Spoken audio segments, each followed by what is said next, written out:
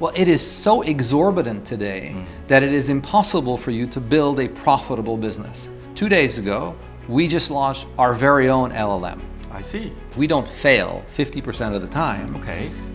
We don't think we're being aggressive enough in our choices of sectors and people. See, the valuation is ridiculous. There's no model that makes sense.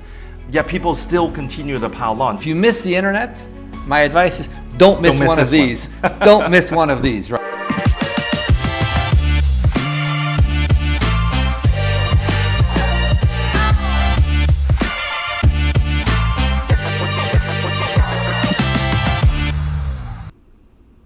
Welcome to Onchain Capital, where we talk about the future of finance.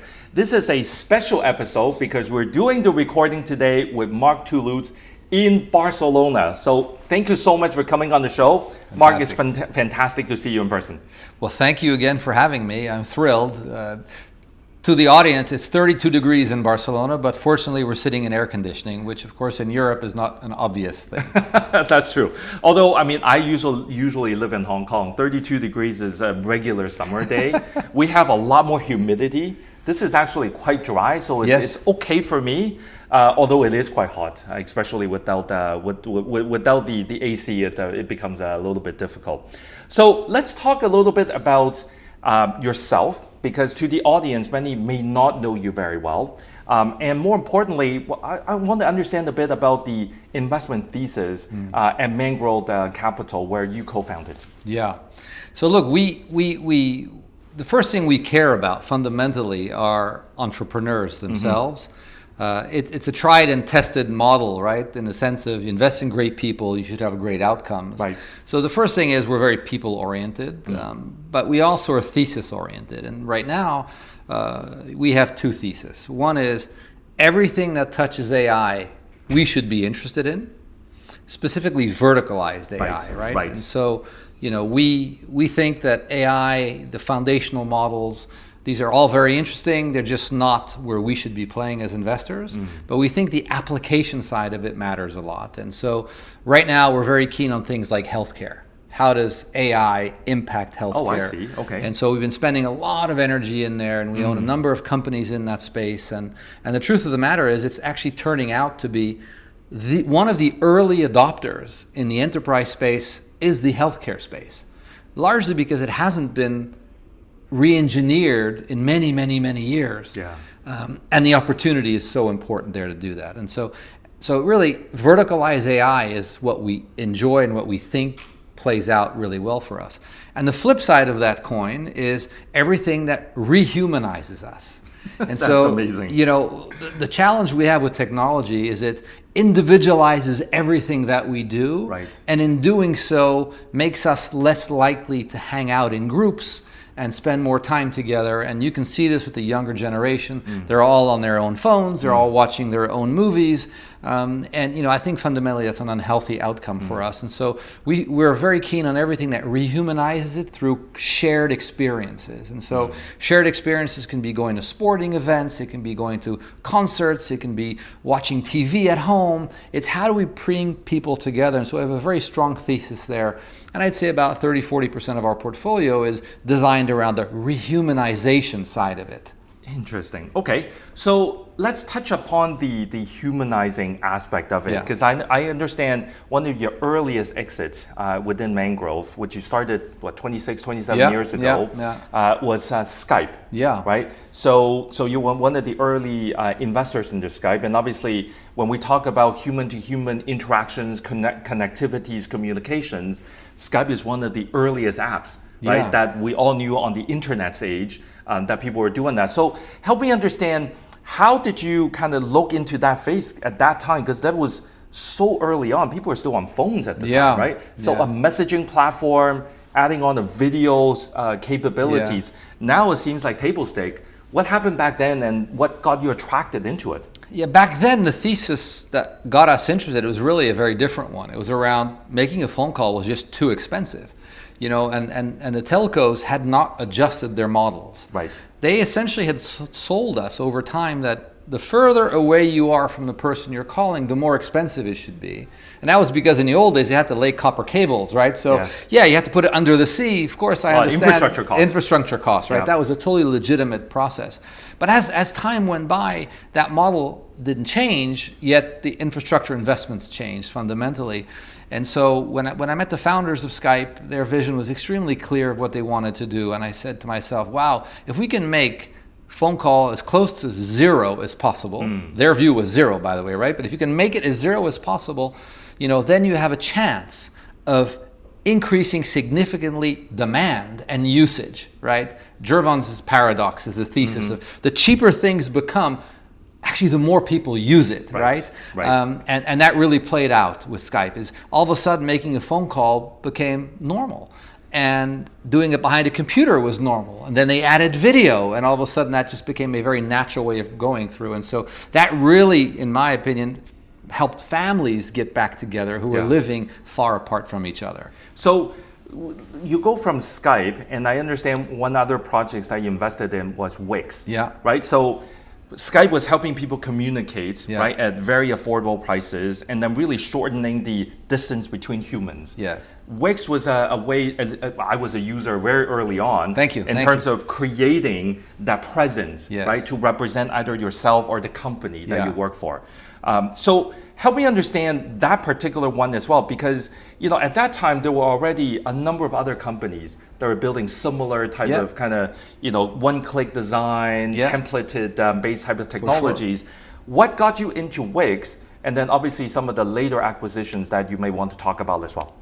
Yeah, so originally our view at Wix was we were heading towards a place, as you said, where companies, individuals would want to have a presence online.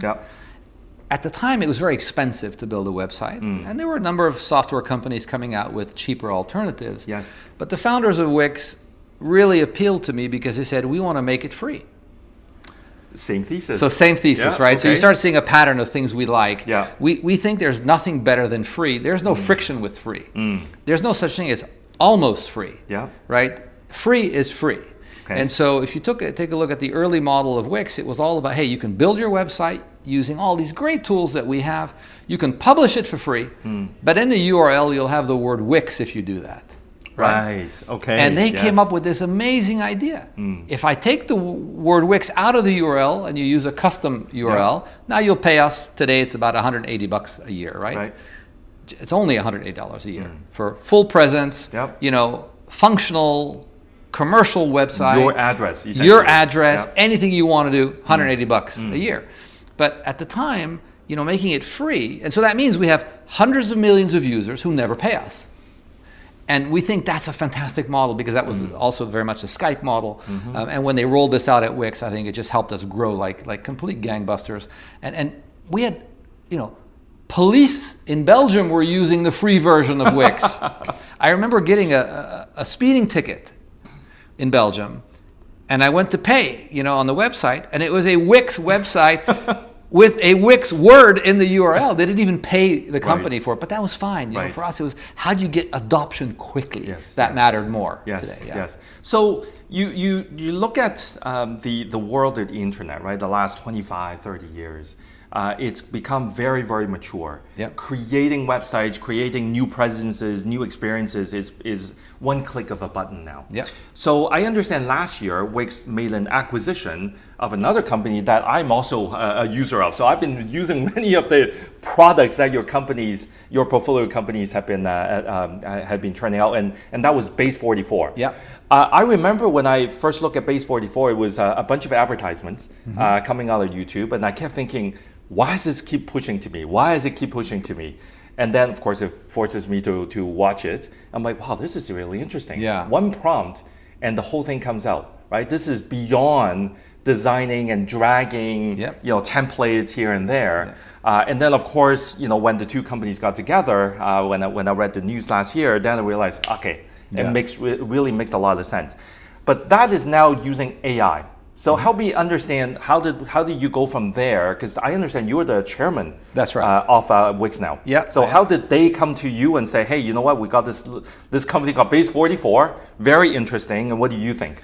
Yeah, look, I mean, AI is everywhere today, right? Yeah. There's absolutely nowhere to hide from it. And if you think about, when ChatGPT was launched 3 or so years ago, I think it was the beginning of something major that happened. And so whatever happens in the future, we're always going to look back. The birth of the AI that most of us know really was ChatGPT as a product. Yes. Because you got to use it for free or whatever, but it was just so easy, and it all of a sudden helped you start doing things like writing a speech and doing this. And so the early days, I think, showed the world what many people in tech knew already, because AI has been around for some time. Yeah. But the consumer application of this made us all wake up and go, oh, that's really cool. We as time started by, you start thinking about how can I use these tools to fundamentally do things differently in the past.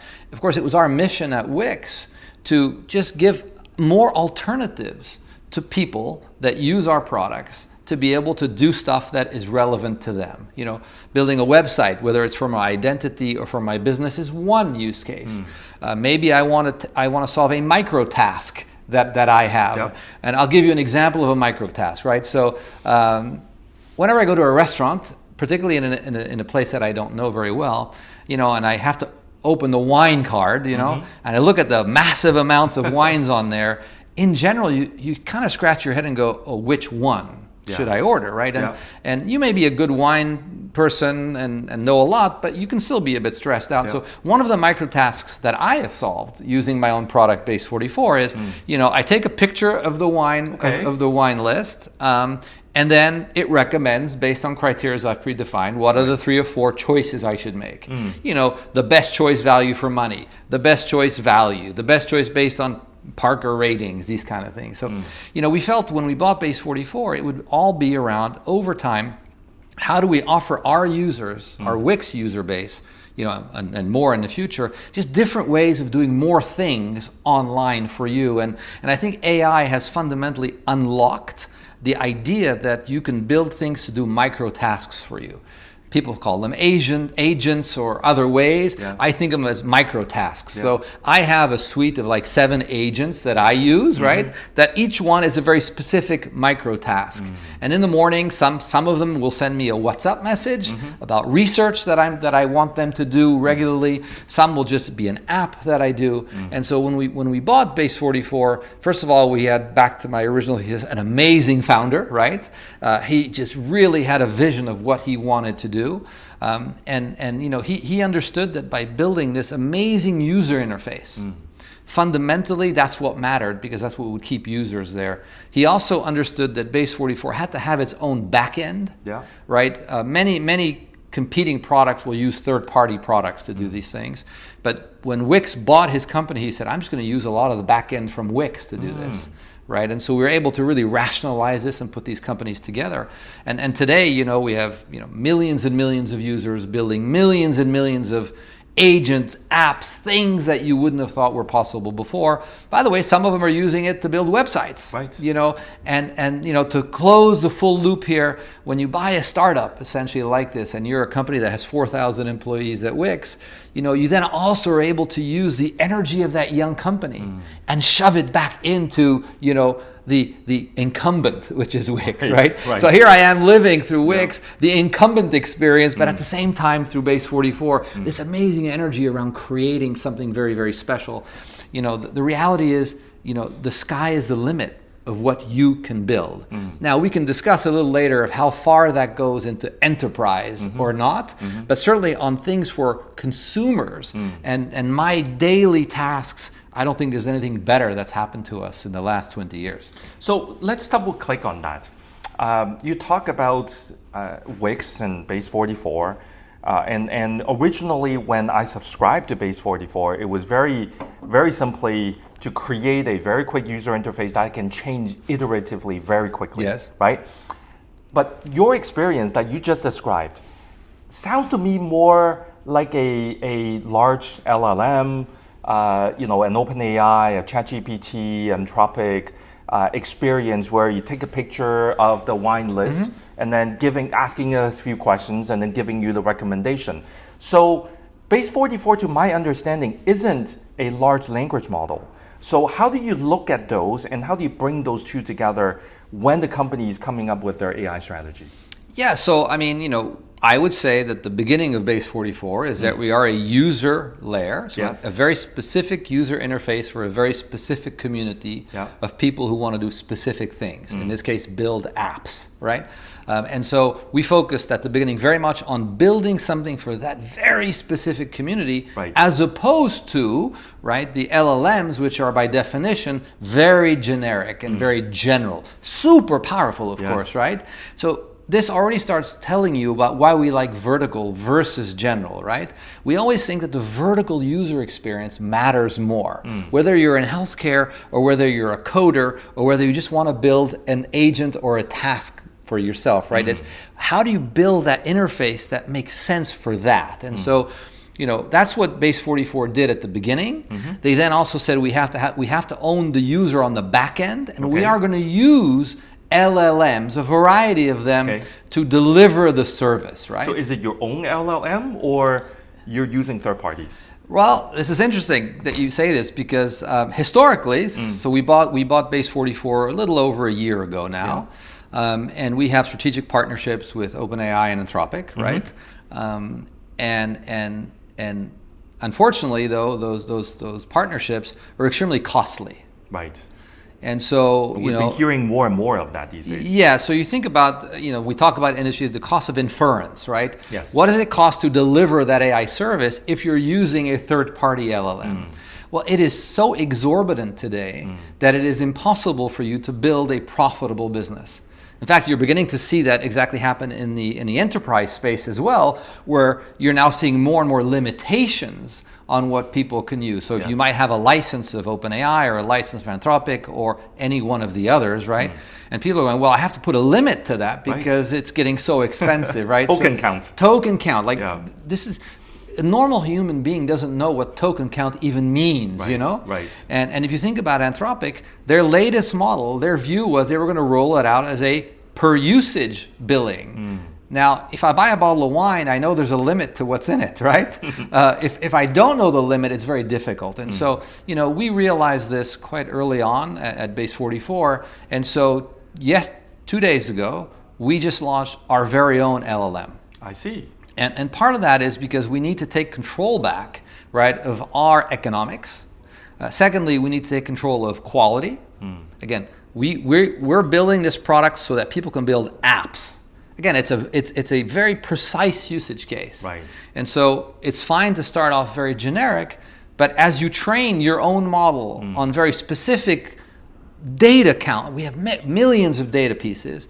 I think our LLM is going to get better for us, right? We're not suggesting that our LLM, by the way, which is called Base 1, we're not suggesting Base 1 is going to compete with Anthropic or Claude, not at all. Yeah. It's going to serve the purpose to build apps. And it's going to be the best in the world there, right? And I think you're going to see many companies start doing this. They're first going to be pushed because these LLMs, I think, got greedy, and several of them are now trying to go public, and so you justify you have to justify all of that. Evaluation, yeah, right? you got to do all those things, but that works in the short term. Long term, the good news is market always adjusts, right? So fine, we had to accept that. Then now the market is adjusting, and we at Base 44 and Wix have built our own LLM, and we're very proud of it. We think it works perfectly for us at a significantly different cost structure for us. So is it based on an open source model that you have developed your Base 40 or Base 1 specifically? Yeah, so it's based on a number of factors, including that one. Okay. Yes, exactly. Okay. Got it. Exactly right. Interesting. I see a lot of parallels here.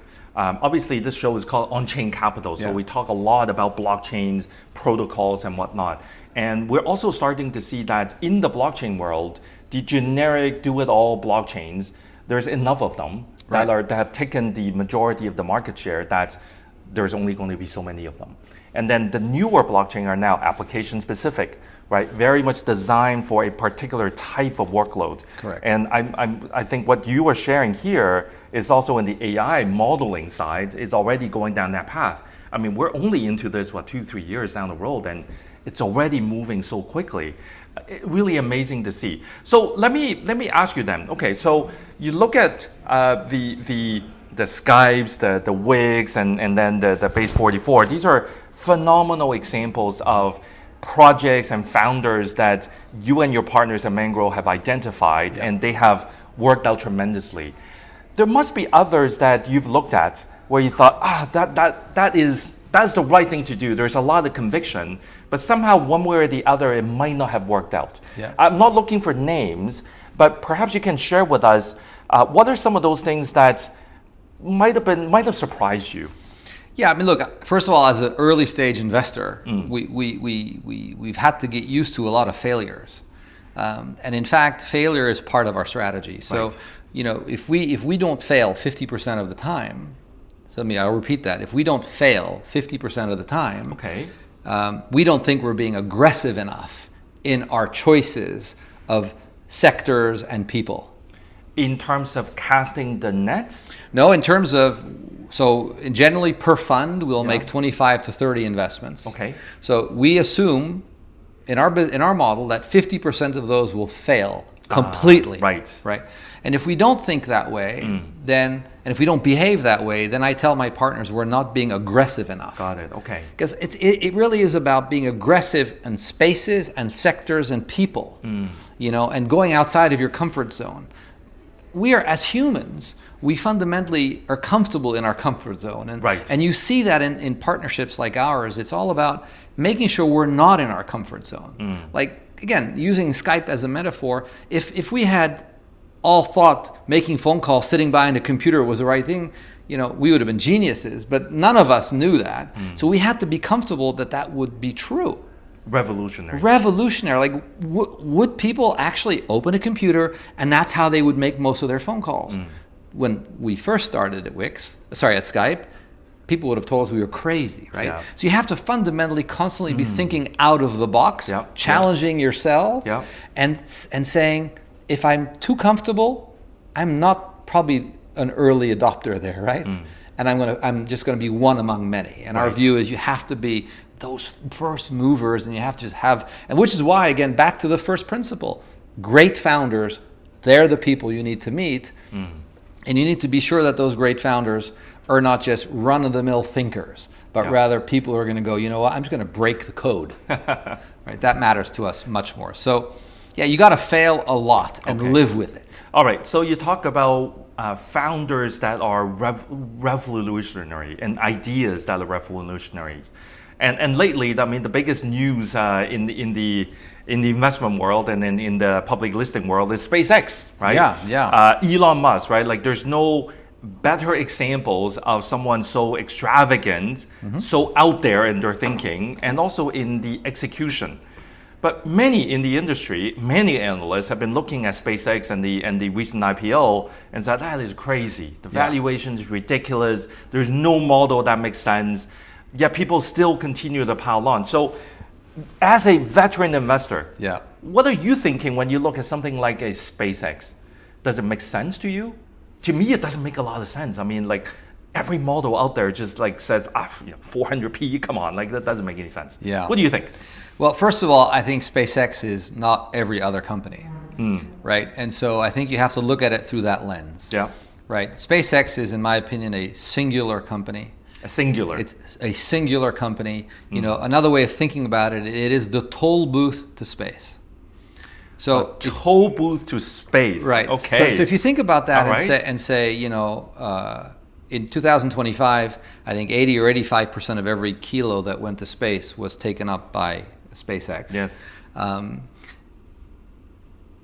There's no competition right now. And of course competition will come, but they will improve also, right? And so it's likely, in my opinion at least, that SpaceX will be the toll booth to space for the next couple decades. And so I think that's what you have to be thinking about when you think about valuation, right? I see. You know, when you speak to folks who work at SpaceX and things like that, you know, their enthusiasm is infectious. yes, we're going to go to Mars and we're going to do all these things Yep. and all of that. And that's really what drives the culture that Elon has created there. But what he has created is, one, the vehicle to take everything up.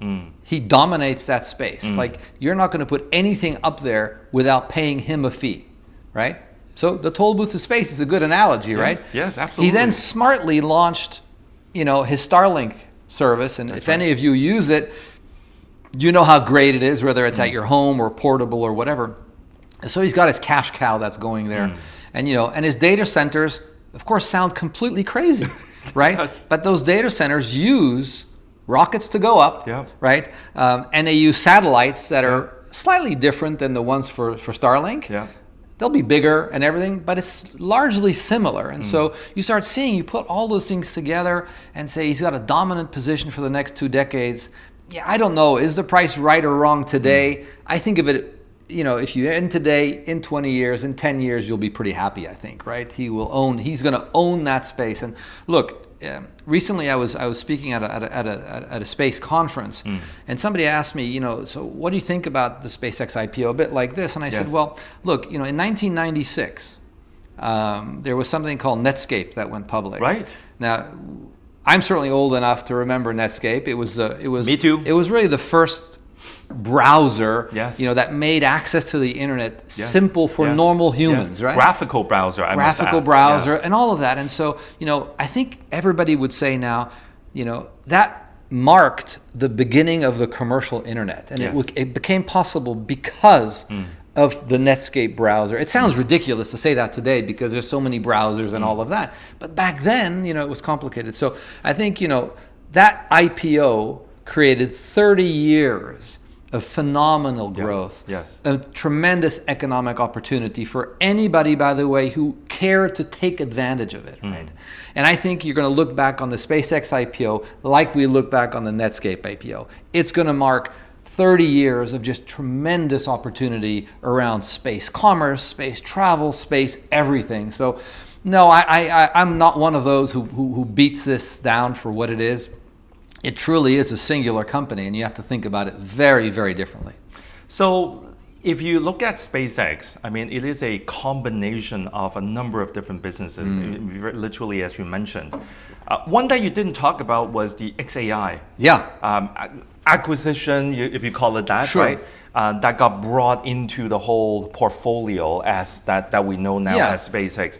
How do you see that? We were just talking about LLM models and all these large companies and seemingly unsustainable kind of commercial arrangements. Do you think it's a smart move for him to kind of loop it in rather than compete AI to AI? But now he's like competing. You've got your AI, but I've got my space shuttle. You think that's the directions that it's going on here? Yeah, look, at the end of the day, Elon hasn't hid from anybody that he needs rockets to go to space, he needs robots to operate them, and he needs intelligence to run it, right? And so from the most simple analogy of that one there, you say it kind of makes sense, right?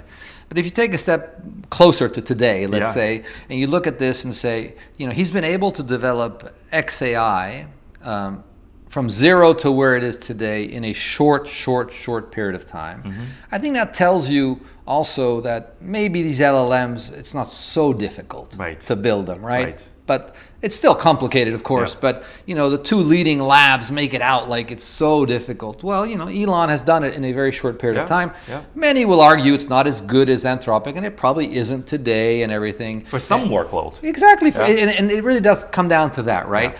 For much of the stuff, it's probably just as good, and for the others, it's not. But I think the move by SpaceX is really critical because what it does is it takes away, for the future, any third-party dependence. And this kind of dovetails to what I was telling you about what we're doing at Base 44, right? We need to own the full tech stack.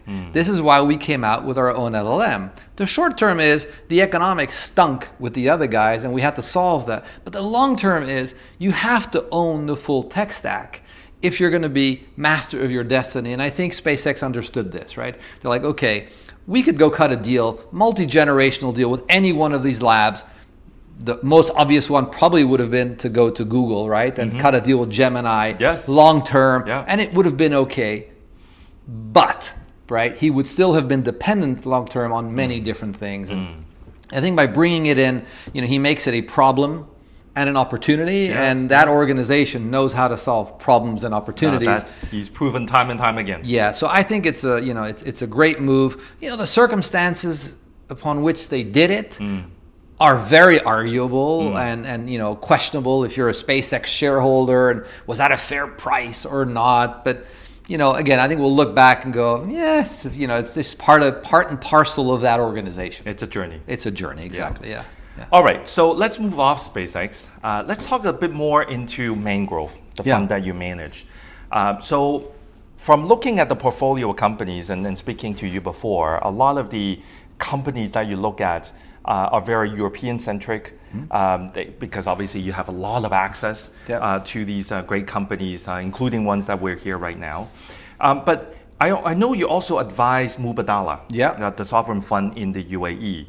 So are you also helping them? Are you helping them invest into Europe, or are you advising them in general in terms of where the rest of the world is actually investing and where some of the opportunity areas are coming into now?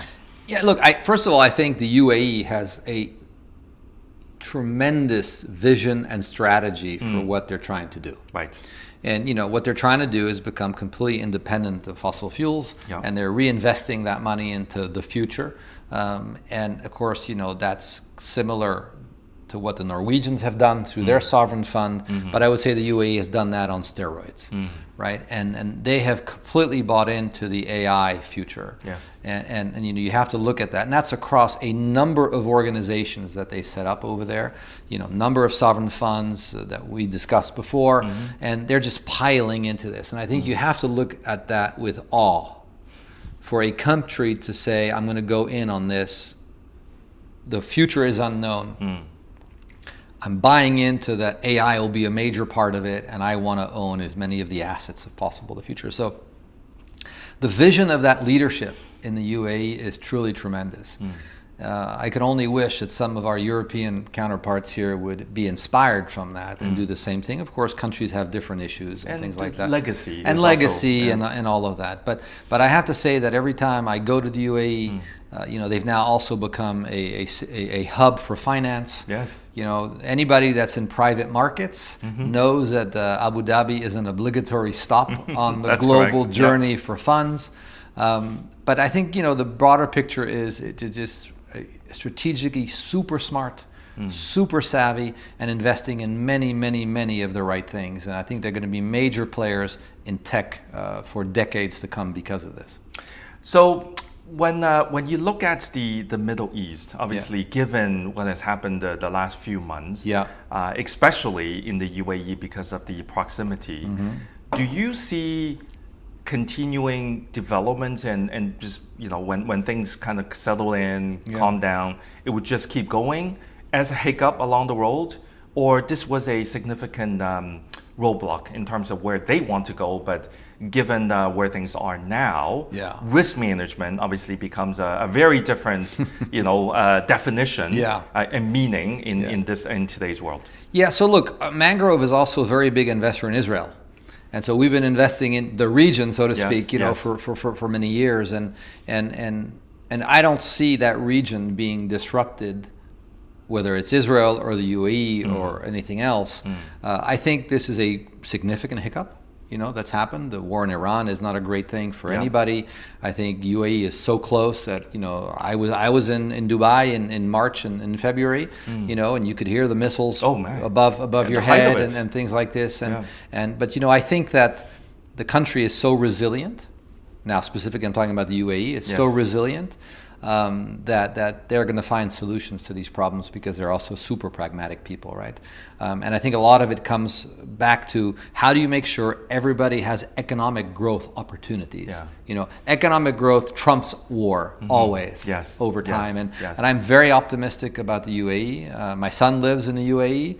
I think it's a great place to be. I think it's a great place to do business. And yeah, regional tensions will continue. They're not going to disappear tomorrow. But I think the country is in a great position to do things and to continue to do things. Well, we all hope things settle in Yeah. and the world continue to move on and continue to innovate. Mark, thank you so much for this interview. It was really a lot of fun. We covered so much, right? Yeah. You know, from your journey, your investment thesis, what you are looking at some of these earlier projects, Yeah. very successful projects. But then also we spent a lot of time talking about the state of AI today. Yeah. And I think your viewpoint, given your breadth of experience and also the amount of opportunities that you must come across, give you a very unique perspective into this space. So Mark, thank you so much. Again, I'm so glad to do this with you in Barcelona. Happen to be here and you're here as well. Fantastic. Amazing. Fantastic. Look, I mean, I think I've enjoyed it very much. Thank you very much. And I'd leave you on just two thoughts, Yes. right? Thought number one is I think there has never been a time in our history where there's so many opportunities out there, right? And you think about these two great things. We are at the dawn of AI. Yes. And so we've got 50 years of opportunities. If you have any desire to do entrepreneurial things, it's never been easier, right? You can even build products with vibe coding from base 44 if you want, right? That's right. But so the AI is going to drive so much economic development. And that's just one piece. Space is the other one. Yeah. You don't like AI, maybe you like space, right? But these two sectors are going to drive the economies, and they are available to you today. 30 years ago, birth of the internet, it was just a start. And I feel like we have our second chapter now. And that opportunity is for every single person who wants to be an entrepreneur. If you miss the internet, my advice is don't miss one of these. Don't miss one of these, right? So thank you very much for having me. Mark, thank you so much. Thanks again, All man. right. Thank you. Appreciate it.